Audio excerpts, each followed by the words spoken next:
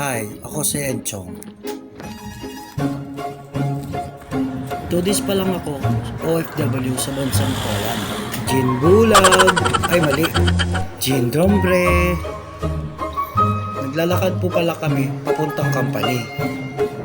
Siya nga pala, magpa-practice na po kami maglakad kasi po from my home going to company 28 minutes walk.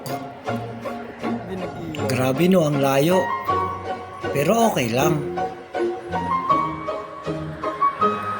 Sabi nga nila, pag may tiyaga, may nilaga. Dati nga po pala kaming OFW sa bansang Taiwan.